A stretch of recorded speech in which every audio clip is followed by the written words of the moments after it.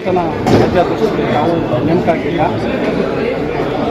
ಮುಂದಿನ ನಮ್ಮ ಕಾರ್ಯಕ್ರಮ ಸರ್ ಭೀಮ್ ಆರ್ಮಿ ಭಾರತ್ ಏಕತಾ ಮಿಷನ್ ಸಂಘಟನೆ ಬಂದ್ಬಿಟ್ಟು ಉತ್ತರ ಪ್ರದೇಶದಿಂದ ಚಂದ್ರಶೇಖರ್ ಆಜಾದ್ ರಾವಣ್ ಅವರು ಸ್ಥಾಪನೆ ಮಾಡಿರ್ತಕ್ಕಂಥ ಸಂಘಟನೆ. ಈ ಒಂದು ಸಂಘಟನೆಗೆ ನಾವು ಕಳೆದ ತಿಂಗಳ 24ನೇ ತಾರೀಕು ರಾಜ್ಯಾಧ್ಯಕ್ಷರಾಗಿ ಆಯ್ಕೆಯಾಗಿದ್ವಿ. ಅದಾದ ಬಳಿಕ ನಾವು ರಾಜ್ಯದ ಎಲ್ಲ ಜಿಲ್ಲೆಗಳಿಗೂ ಪ್ರವಾಸವನ್ನು ಕೈಗೊಂಡು ಸಂಘಟನೆಯನ್ನು ಬಲಿಷ್ಠಪಡಿಸುವ ನಿಟ್ಟಿನಲ್ಲಿ ಇವತ್ತು ನಾವು ಕೊನೆಯ ಸಭೆಯನ್ನು ಬೆಂಗಳೂರು ಗಾಂಧಿ ಭವನದಲ್ಲಿ ಆಯೋಜನೆ ಮಾಡಿದ್ವಿ. ಈ ಸಭೆ ಬೆಳಗ್ಗೆಯಿಂದಲೂ ಕೂಡ ಭಾಳ ದೊಡ್ಡ ಸಂಖ್ಯೆಯಲ್ಲಿ ಸ್ನೇಹಿತರೆಲ್ಲ ಹೋರಾಟಗಾರರು ಬರೋದಕ್ಕಾಗಿ ಯಶಸ್ವಿಗೊಳಿಸಿದರು. ಅದಾದ ಮುಂದುವರೆದ ಭಾಗವಾಗಿ ನಾವು ಒಂದು ಹೋರಾಟದ ಘೋಷಣೆಯನ್ನು ನೀಡಬೇಕಾಗಿದೆ.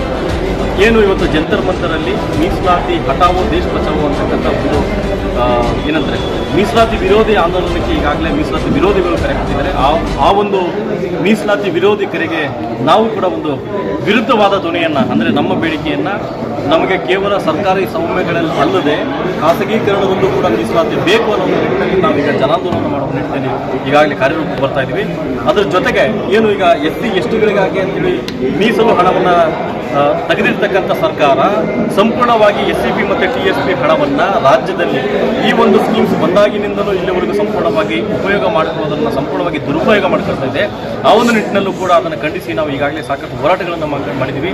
ಅದಾದ ಬಳಿಕ ನಮ್ಮ ತಂಡಕ್ಕೆ ಒಂದು ಬೌದ್ಧಿಕ ಶಕ್ತಿಯಾಗಿ ಬಂದಿರತಕ್ಕಂಥ ಮಾನ್ಯ ಭೀಮಾಶಂಕರ್ ಸರ್ ಅವರು ನಮ್ಮ ಮುಂದಿನ ರೂಪರೇಷದ ಬಗ್ಗೆ ಸಂಪೂರ್ಣವಾಗಿ ನಮಗೆ ಹೇಳ್ತಾರೆ. ಹಾಗಾಗಿ ಅವರು ಕೂಡ ಮಾತಾಡ್ತಾರೆ. ಈಗ 22 ಜಿಲ್ಲೆಯಲ್ಲಿ ನಮ್ಮ ತಂಡ ಕೆಲಸ ಮಾಡ್ತಾ ಇದೆ. ಸುಮಾರು ಒಂದು 140 ತಾಲೂಕುಗಳಲ್ಲಿ ಈಗಾಗಲೇ ತಂಡ ಇದೆ. ನಮ್ಮ ಅಂಕಿಅಂಶಗಳನ್ನು ಆದಷ್ಟು ಬೇಗ ನಿಮಗೆ ಕೊಡ್ತೇವೆ. ಒಂದು ಶಕ್ತಿ ಪ್ರದರ್ಶನಕ್ಕಾಗಿ ನಾವು ಫ್ರೀಡಮ್ ಪಾರ್ಕ್ ಆದಷ್ಟು ಬೇಗ ಒಂದು ಮೀಸಲಾತಿ ವಿರುದ್ಧದ ಧ್ವನಿಗೆ ಏನೋ ಒಂದು ಕೌಂಟರ್ ಮಾಡುವ ನಿಟ್ಟಿನಲ್ಲಿ ನಾವು ಒಂದು ಕೆಲಸ ಮಾಡ್ತಿದ್ವಿ. ಆಗ ಬಹುಶಃ ನೀವು ನೋಡ್ತೀವಿ. ಓಕೆ. ನನ್ನ ಹೆಸರು ಯಶ್ಪಾಲ್ ಬೋರೆ ಅಂತ. ಭೀಮ್ ಆರ್ಮಿ ಭಾರತ್ ಏಕತಾ ಮಿಷನ್ ರಾಷ್ಟ್ರೀಯ ಸಂಘಟನಾ ಸಚಿವರಾಗಿ ಕೆಲಸ ಮಾಡ್ತಾಯಿದ್ದೀವಿ.